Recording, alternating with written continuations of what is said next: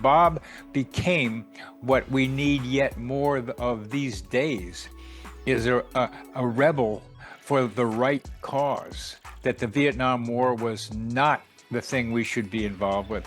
We shouldn't be killing Vietnamese and American boys over there over nothing, because Me Lie, they were lying, among other things, the government was. And Bob became an anti-war guy and carries that with him now, recognizing, as he learned as trying to be a good minister, that you've got to stand up for the truth. You've got to fight for what's right.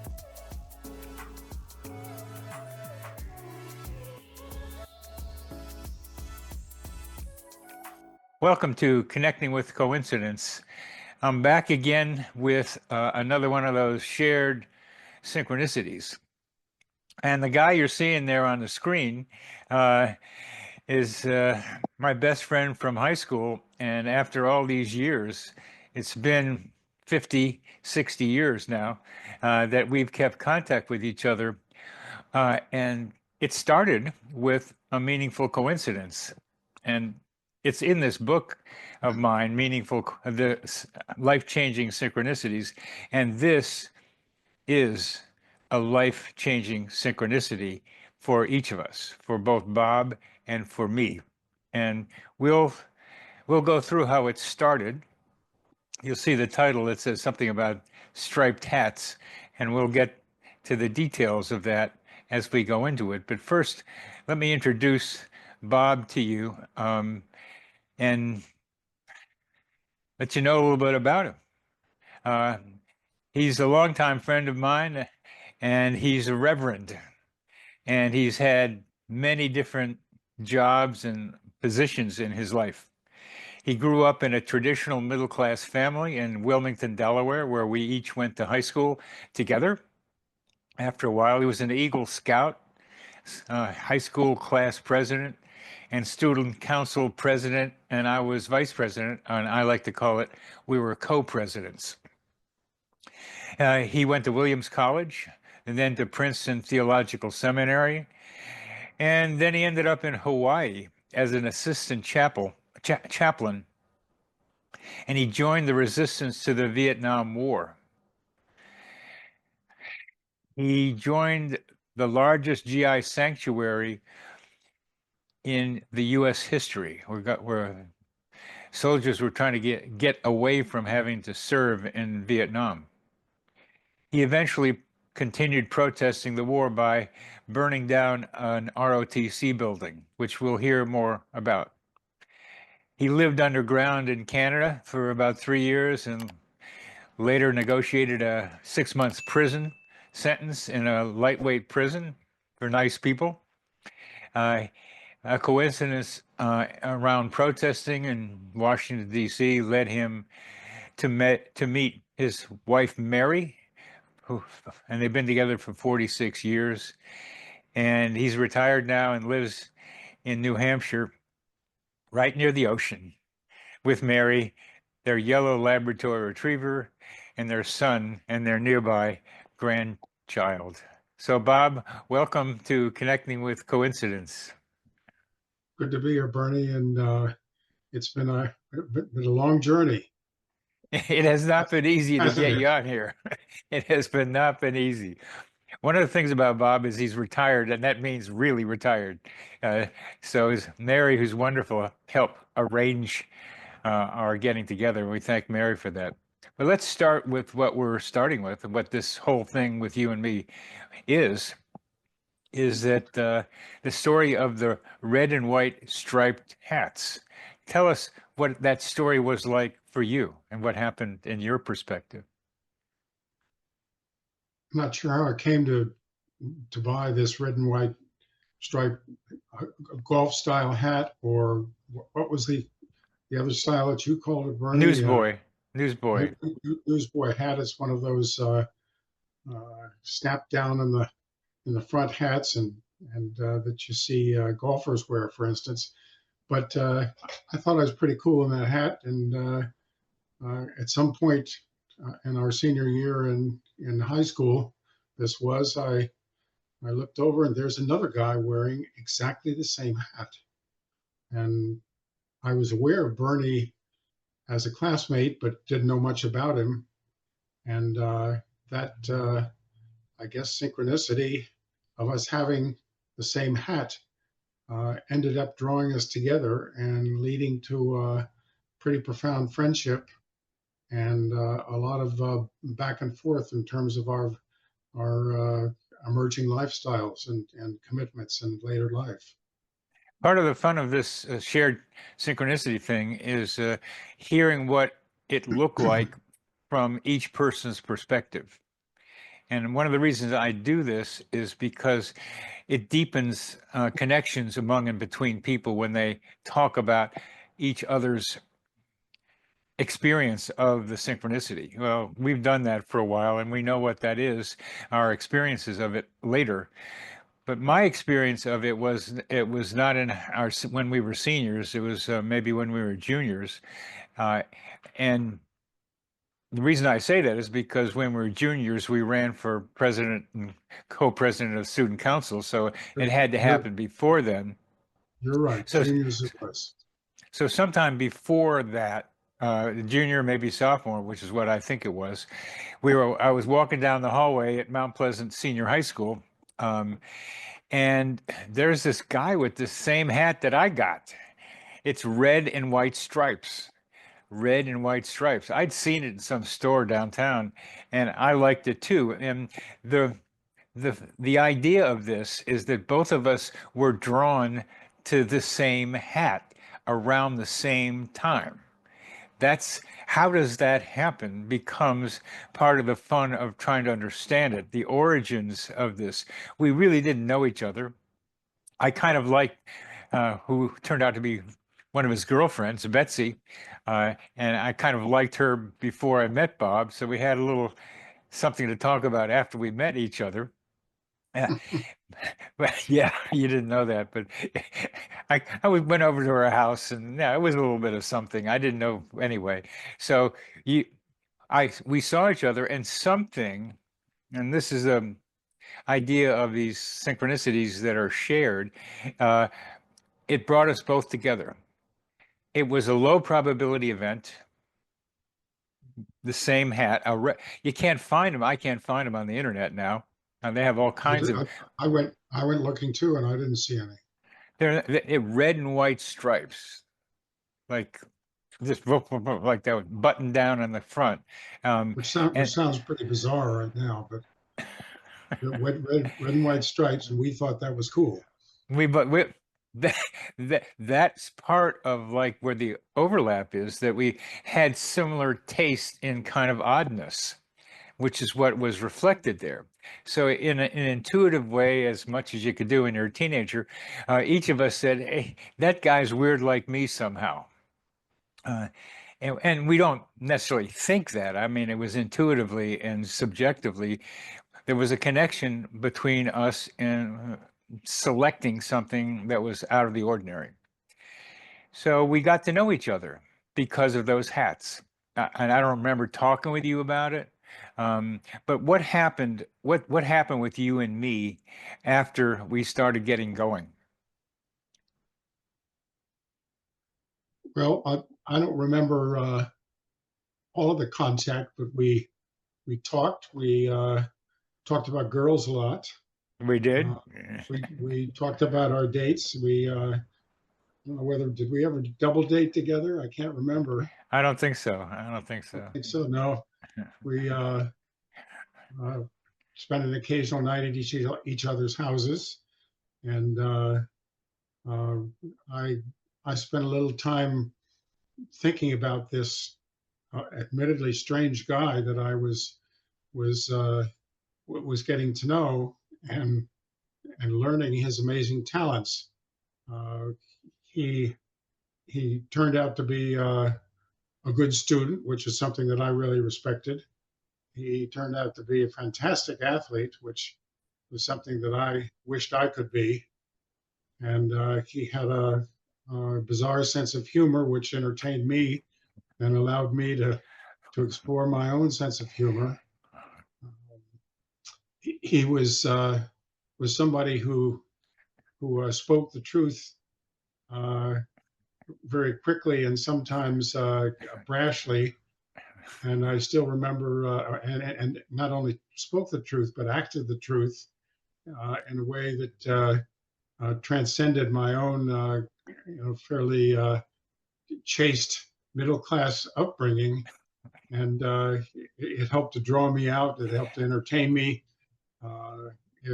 As we may talk about later on, it laid the groundwork for my own emergence as a critical outsider, let us say.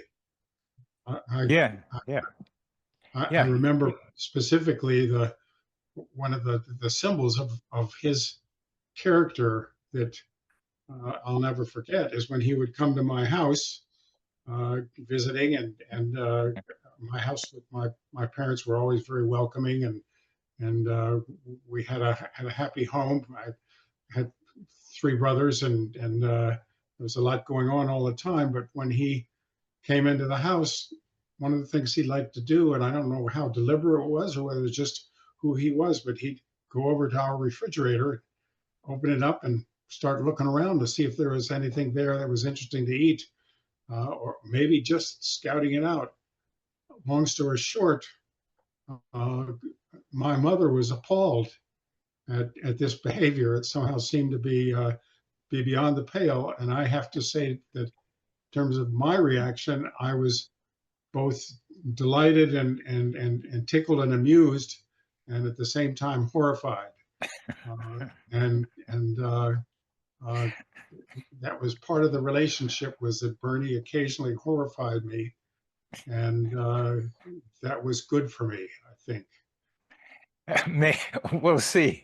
I mean, it's what we got See, now, but it's what we got.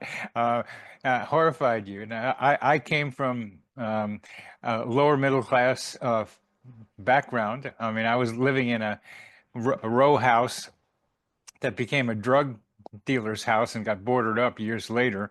huh, But yeah, it was not where Bob was living, which was for me, a very fancy neighborhood. They had a tennis court, uh, and a basketball court on the tennis court, and we played basketball together sometimes. So there was a clash of socioeconomic as well as religious backgrounds. Jewish I am. His was Presbyterian Church of the Covenant, and that was also a difference. His father was a conservative man working for um, the DuPont company, and his mother was a stand-up middle class. I thought, to me, upper middle class or more than that, mother and wife. So it was a clash, and it was something. There was energy between us. And so what happened after a while is that we started plotting for the future because it was fun doing stuff with Bob, and for him it was fun with me. So we had become a team of some kind.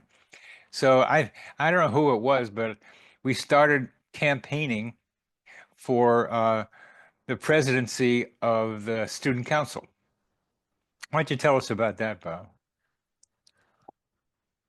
well, the way it worked is that one person was the sort of the center point as the president, and he or she assembled a slate of officers, and the the four officers, president, vice president, secretary, and treasurer, all ran together on as part of a slate. And Bernie and I know, somewhat collectively decided that we wanted to do this, and the fact that nominally I was cast as the president was something that we both knew, and I had thought about right from the beginning, was a temporary situation in order to conform to the expectations of the school society. And that when we finally won, I think fairly handily, we declared ourselves co-presidents, and we chairing the meetings, and we were very much a partnership in terms of what was going to happen and how we designed it. Yeah, I mean, it was really fun sitting on that little stage in a little room. We were leading the student council, just you and me sitting next to each other, running the thing. And we did stuff like get an orange drink machine in to make a little money for the student council.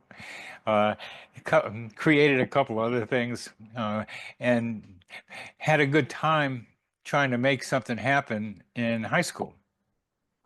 Well, one of the funny things for me was that when we were planning our campaign, I got late to baseball practice, uh, and I was batting over 500, as you said in your speech about me. You don't remember that, but I do. Oh, And I do remember that, and I remember that it was you were uh, you were very valuable to me, and that I could brag about you, and you were somebody that captured the respect of a large swath of the student body, and I think it benefited us both a lot that way. And I I'm remember glad. bragging about you when I gave the speech about our ticket. That's I'm glad to hear how you. That's part of the fun of this is hearing how your side of it. Um, so I was late for practice, and the coach of the team, John Michaelwitz, said, "Beitman, you're not starting tomorrow." And I said, "Okay." And what am I going to do? So he puts in Robbie Roberts at second base, batting fourth, and I sitting on the bench. And then we go around, and Michaelwitz says, "Beitman, get in there." We were not winning. So I got up there, hit a single, stole second, stole third, and came home on something. And that was like fun to be able to do that. So again, Bob influenced me to be able to have a fairly dramatic event happen on the baseball field. And that's partly because of Bob and I working together. So let's move let's move ahead. Wait a minute, I have one more thing to say about the student council, and that was that far from what usually happens in schools and with student council officers, Bernie and I sat down and we made a list of, if I remember right, it was about 40 different things that we wanted to see happen and that we thought we could have some influence over. And these were very, I don't remember the details, but these were significant things.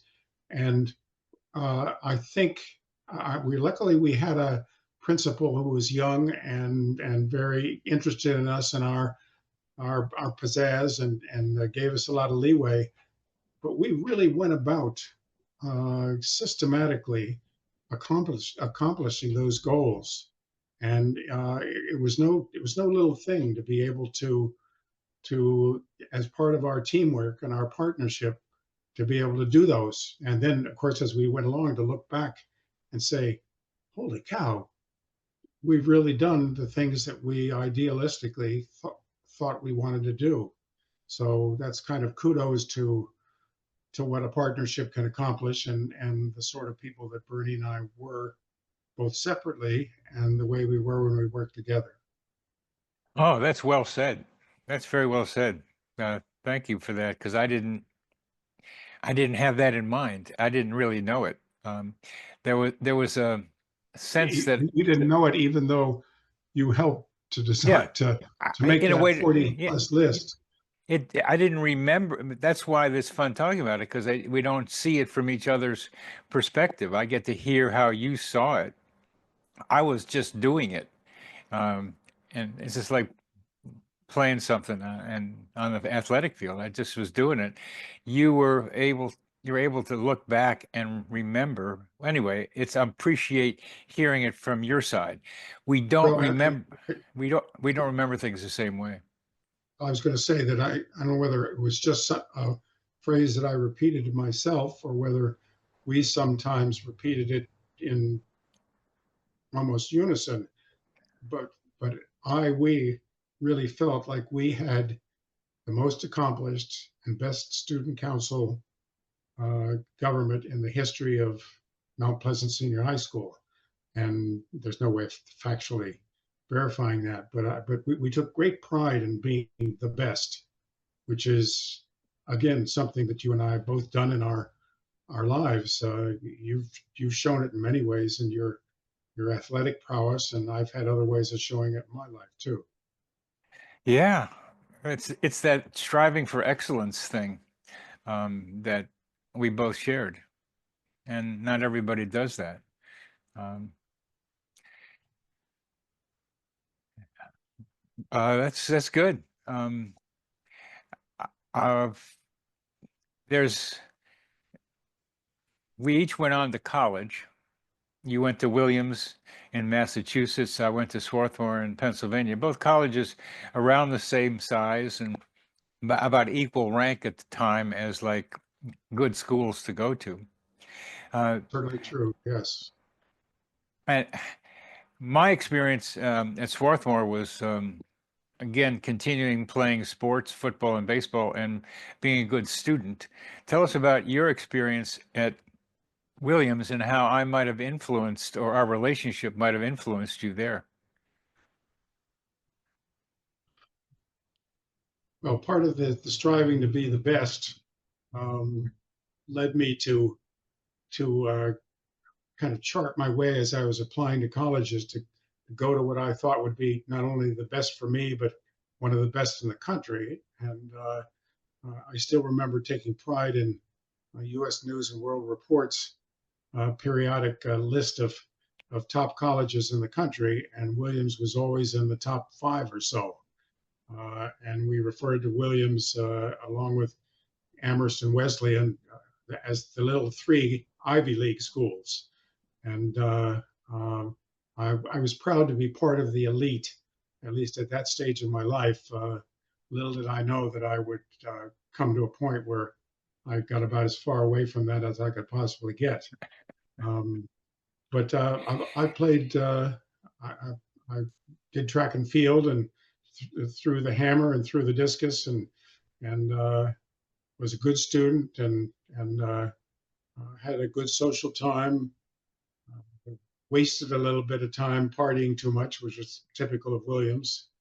I don't know what your influence would have been, Bernie, other than that I also recognized that Swarthmore was on a fairly even keel as one of the best schools in the whole country.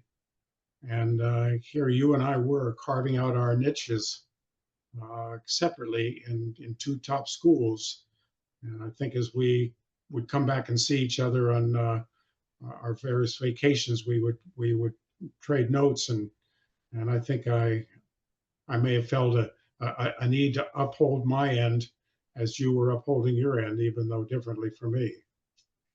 Well, I think what's cool, as you describe it, Bob, is that after high school, we carved out parallel tracks by going to elite small colleges together and doing well in those small colleges. So you went on to Princeton Theological Seminary after that, Yes.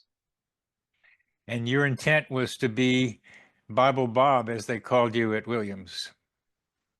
Well, it was interesting. It was certainly not to be Bible Bob, because that was kind of anathema for me.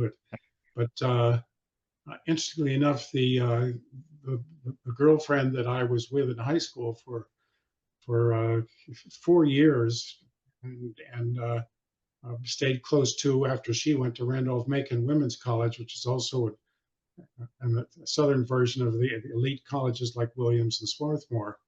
And this is the same person that Bernie talked about having had at least some sort of liaison with early on in high school.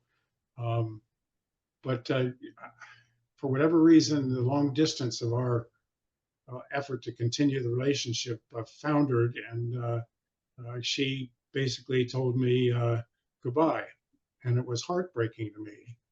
And Bernie will appreciate this as a psychotherapist, that what part of my reaction to that was, oh, well, this is so horrible. I'm going to go dedicate myself to make up for this to something that's monastic and or that involves theological or religious sacrifice. And just strangely enough, it catapulted me into the consideration of um, of some sort of a career along those lines. That was also connected to the fact that I was fascinated by a religion course I took with one of the professors who was a Baptist minister himself, and he had a beautiful wife, and he and young children, and I would babysit for the kids. And you wanted to become like them, and you wanted to Yes, have something like them. and but one of the things that impressed me that I would always laugh about is that when he played for the faculty basketball team, he played dirty as hell, and he was wild and tough, and I respected the fact that a supposed man of God, uh, although he was a little bit Well, fringy, but that he could be that that way. that it began to be a little bit of a model for you, as we'll go on to say.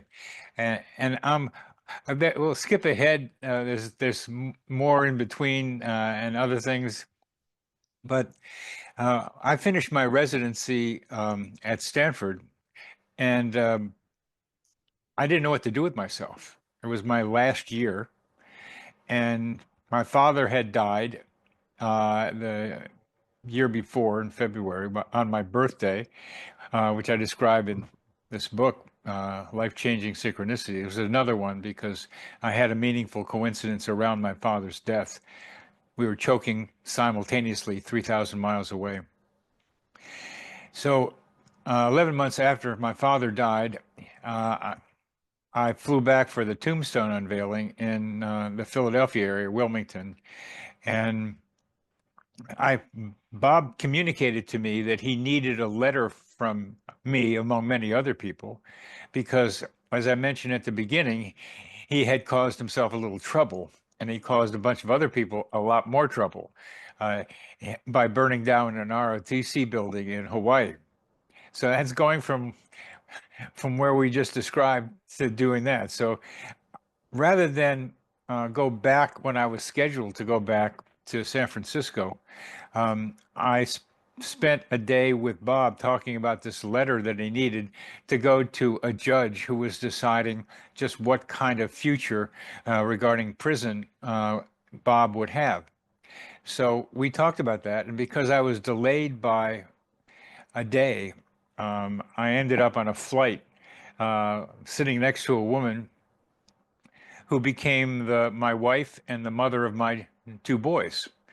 So here, Bob was instrumental in a fundamentally important part in my life by needing my help. And by trying to help him, I had a wonderful boys and family as a result. So that's another one of those impacts that Bob had on me. Something that I wanted to add that doesn't have anything to do with you and Paula and your marriage and your wonderful family, but was that when I went underground to Canada, it was part of a three-year saga in which I continued to try to be the best, in that I was determined not to get caught. And I mentioned just incidentally that the FBI didn't even come close to ever catching up to me, that it was I who decided to try to get back to family and set up a plea bargain with a judge in New York City, who Oh, that's happened really to. that's really important, Bob. That's really important because some of the stories you told me about while you were on the lam, as they used to call it, while you were running from the FBI, you'd escape them with some kind of intuitive sense, or a lucky phone call that they're about to get you, and they show up at the place you just were an hour after you got out of there. Yeah, that's absolutely right. That uh, I and my wife at the time, and I had two children born while I was underground, but we had decided that we would move on to something different. We were living on a communal farm in Vermont, sheltered by a Catholic priest, interestingly enough. And a couple of days before we were really planning to leave, we got a call from another communal group in Vermont saying that the FBI and state police had just been at their place looking for a young couple with a new baby. And if they wanted to just pass the information on in case it could be useful. Well, we we grabbed our stuff and we're out of there in a flash, and went to the to be sheltered by a middle-aged couple who had, interestingly enough, had escaped the Nazis. It was a Jewish couple who had escaped the Nazis and were very much inclined to shelter those who were fleeing from authorities.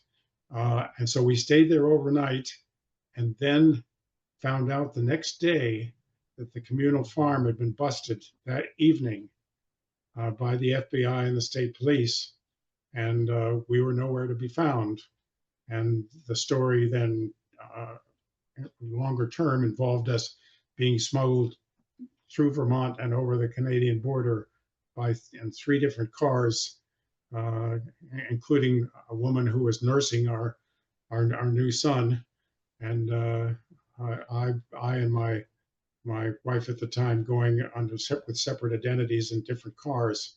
Anyway, we made it, but yes, that was.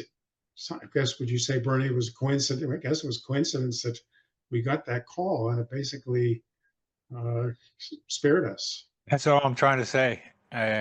That's what all this podcast is about, is getting the call at the right time. And the term might be serendipity for it.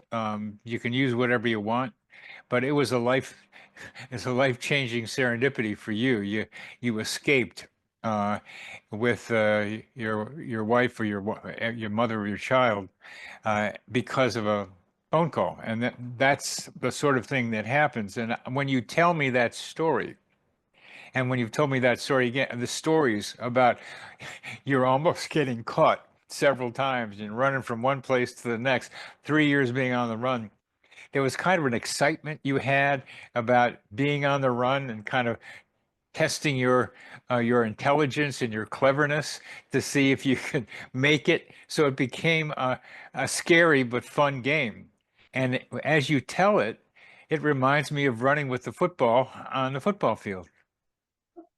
That's very interesting, and you're absolutely right. I sometimes feel a little sheepish at the idea that my running from and beating the techniques and the technology of the FBI and under the circumstances, and I had a lot of help, but the fact that yeah, they didn't get me, and they're not good enough to get somebody as good as I am.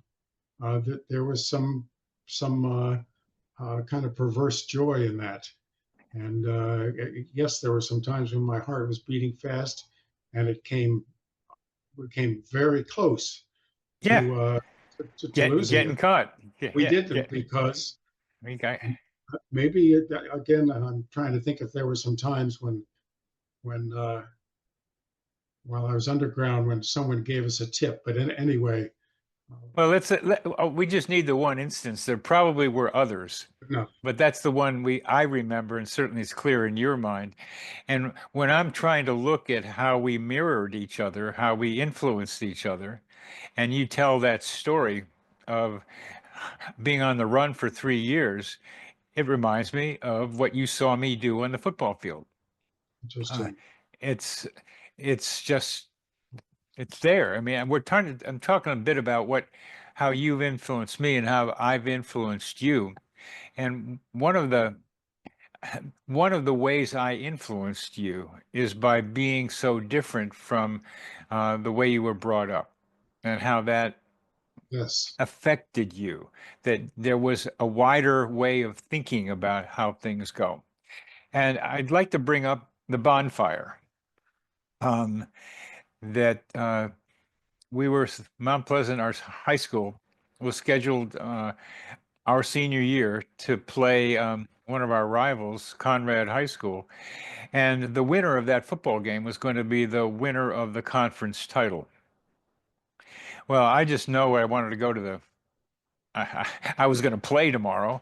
Uh, and Bob, unbeknownst to me, I'd had to get some sleep. Bob, unbeknownst to me, uh, helps organize this cheer thing at the high school on the football field of a bonfire, a big bonfire.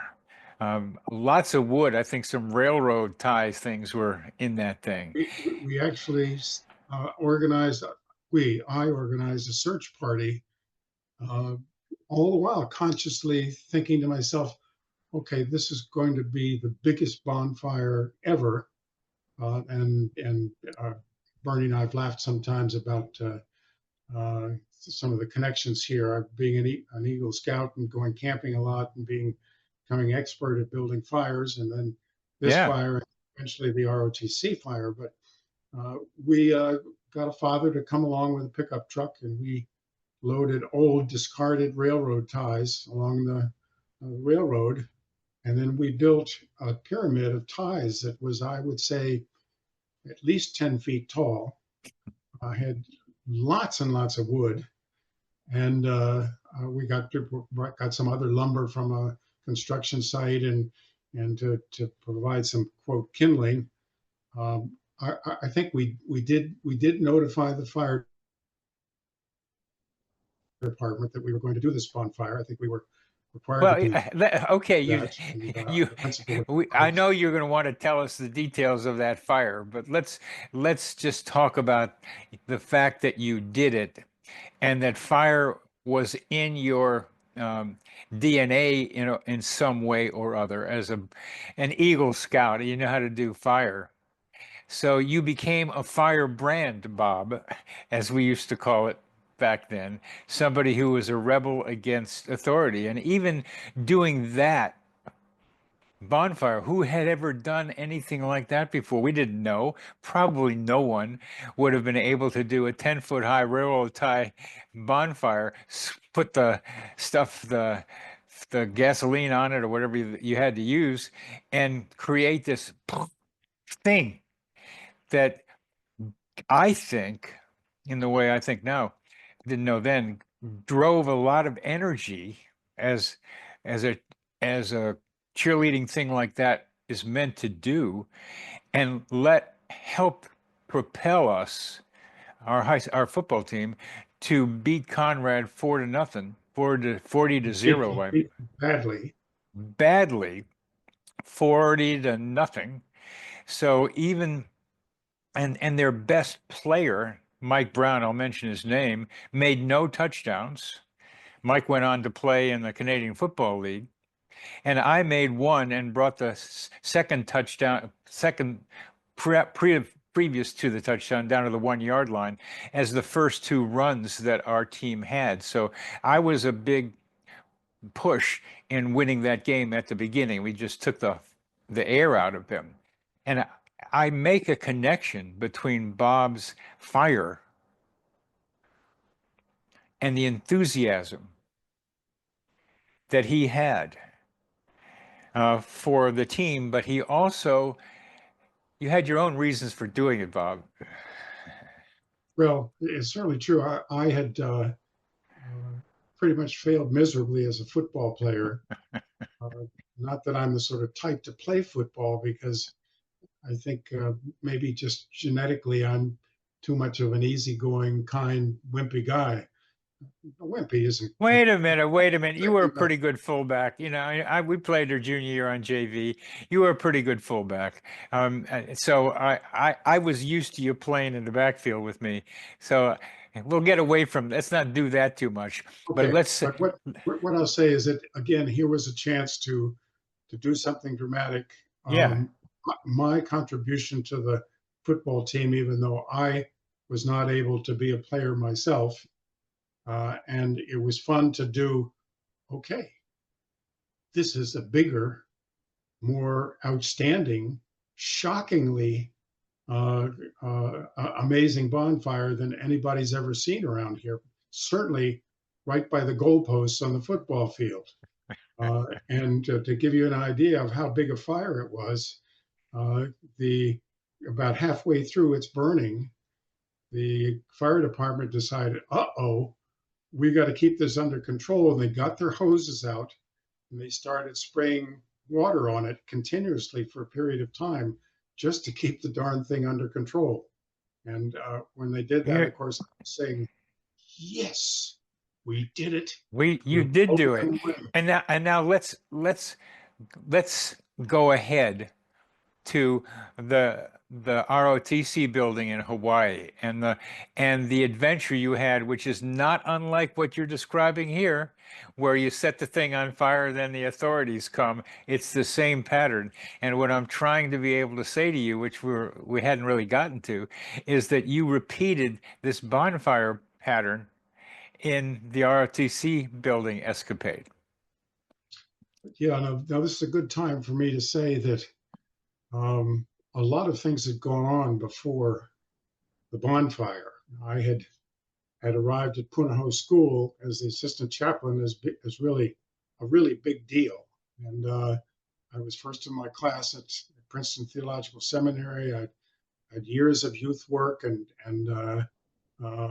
I was really a dynamic young guy and a great find for them, except that I started dabbling with and then became pretty intensely involved with the Hawaii resistance to the Vietnam War. And that energy crept into a lot of my presentations, my sermons, and my chapel services at the school. I got fired from There's that Punahou. word again. There's that word again. You got fired. Fired. Interestingly enough, the University of Hawaii, somewhere along the line, I like to think, thought, wow, okay, here's this hotshot guy. Anybody good enough to get fired from fairly stead Punahou School is just the sort of person we want in our religion department. And they picked me up as an instructor. And at that point, the GI sanctuary happened. I became one of the sort of the leaders in the whole Honolulu area in the resistance. I learned some of the steps to take and became more and more adamant. And then My Lai happened with all the killing there. And I just decided that, and the I president of the just wait a sec, so people don't know what My Lai is. It was a village in Vietnam that that U.S. soldiers had to burn down in order to save it. They burned it down to save it. And the name of that village sounds very much like Me Lie, that's a lie. And so in the word was a hint about what they had done. And you can play with words like that. You can look at words and look at them really closely and see that underlying meaning is really the meaning that was there. So Bob became what we need yet more of these days is a rebel for the right cause, that the Vietnam War was not the thing we should be involved with. We shouldn't be killing Vietnamese and American boys over there over nothing, because Me Lai, they were lying, among other things, the government was.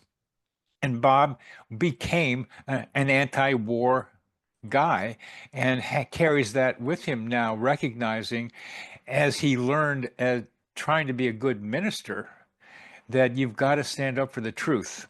You've got to fight for what's right. And so he's told you how he got to the place in his mind and in his heart before he decided to burn down that ROTC building. So tell us about that. Now, two things contributed to my gradually becoming used to being an outcast, which is the way I describe it, in an outcast from the dominant society in and around Honolulu. And one of those things was the influence that Bernie had on me of being somebody who didn't observe the normal protocols of polite society. It doesn't mean he was a beast of any sort, but they're just all around the edges. He challenged the normalcy of how one was expected to comport oneself if one were going to be upright, white, and middle class. And that, I remember, that would make me uneasy, but it also, I think, very quietly inserted into me the permission and the example of how one could live outside the norms. The other contributing factor was, strangely enough, at Princeton Theological Seminary, I came under the tutelage of a professor who had come out of the mission fields in Brazil, where he saw both the Catholic Church and the US government prop up dictatorships and establishments that crushed the poor. And so he helped me develop a theology of revolution, or social change, if you want to put it more gently. So those two things, again, I'd never been fired from a job in my life and was always voted most likely to succeed, interestingly enough, in high school, which is such a funny thing, considering that then, based on those criteria, I bombed. And I hasten to say that the burning of the ROTC building was not a fire bombing. It was a very carefully researched 4 o'clock in the morning burning down of a classroom and gun storage shed that was not some great big edifice, but it was a symbol. And we had, there's some humor here because we practiced how to do it in a quarry. And the way we did it was that we put gasoline in plastic bags and then ran a fuse of rags a distance away, having soaked them in gasoline. And then we set up a fuse with a package of cigarettes, no, a cigarette with a matchbox. Cigarette would burn down over a period of time and ignite the matches. The cigarette wouldn't be enough to catch the gasoline on fire, and that would start everything off. We did that in the ROTC building, and we went up on a hillside, good distance away to watch it go. Nothing happened. And what really did happen is that I never took organic chemistry in college. So it never occurred to me that the gasoline would evaporate, eat out the polyethylene bag. And that's what the gasoline did. And it flooded the floor and put out the damn cigarette. And nothing happened. So I was in a lot of high energy and anxiety, and our fingerprints were all over the doors and the windows where we'd gone into the building, and had to go back and torch it. So I went back and individually set it on fire. And the first effort was take a match and stood at the door, and I threw it in. And as it went through the air, it just went out. Nothing happened. So I took 2 or 3 more steps inside the building, lit a match, and boom, the gasoline, which had vaporized, caught, went up, blew me out to the door. I landed with my pants on fire on the porch. And as I rose up, I yelled, "Yahoo!" I remember that, beat the fire out of my pants, and ran up to the top of the quarry and got in my car and drove off. There's a lot more to it than just that. But it was a carefully thought out, but barely accomplished burning. Certainly no firebomb and no risk of people, unless you think about the risk to firefighters who came to put the fire out, but who would have known that there was nobody in there. Anyway, that's it in a nutshell. And yes, I've always had a good relationship with fire. There's no question about it. There's no question about it. And then the repetition, and then the firefighters came. I mean, the same thing with the bonfire, and then the firefighters came. Interesting parallel, yes. Well, it's these parallels which are just fun to notice and striking because they illustrate something about you. This is a repeated pattern. I mean, you were most likely to succeed. You fired up to scale at high school in our class. You were Eagle Scout. You I think went to visit the president as an Eagle Scout at the time. Yes. So you were used to being uh, seen in the spotlight. You were used to like excelling and being demonstrated for it, and really you were consistent in what you did in Hawaii and trying to do the right thing and stand up for uh, freedom and poor people and what's truth rather than what is politically more acceptable and more nasty. And we still have that going on now. It's been throughout human history. We've seen the same thing that you were fighting against. And what I'm doing now when writing a book is some of the same thing, is trying to be able to counter the awfulness in human beings, the real anger and nastiness about the other person, that we're better than the other person. And you could feel that arrogance in U.S. policy in Vietnam, and it's still here. And True. you went ahead and tried to do something about it, and it was dramatic, changed your life a lot. Um, and again, the influence we've had on each other um, is there to see parallel lives with different outcomes and different behaviors, but still trying to make the world a better place or help the world become a better place is the way I think about it now. And I'm not doing it, it's being of assistance to it. And you were trying in your way to call attention to what other people needed to pay attention to. And you ended up being a school teacher and then starting your own business. It lasted 37 years, a chimney sweep business. Um, you were successful at that too, because you couldn't really get a regular job because of your history. And here we are now, many years later since high school. Um, we can call it 60 years or more, looking at each other and grateful for our friendship. Well, all of that's absolutely true, and I'm thinking about in terms of the ROTC building. I never thought about you when I did that, but I suspect I can be almost certain that there were moments when I said to myself, "Wow, can't wait to get back to see Bernie and tell him, guess what I did, or Yeah, look what that's right. I did." Look what you Uh, did.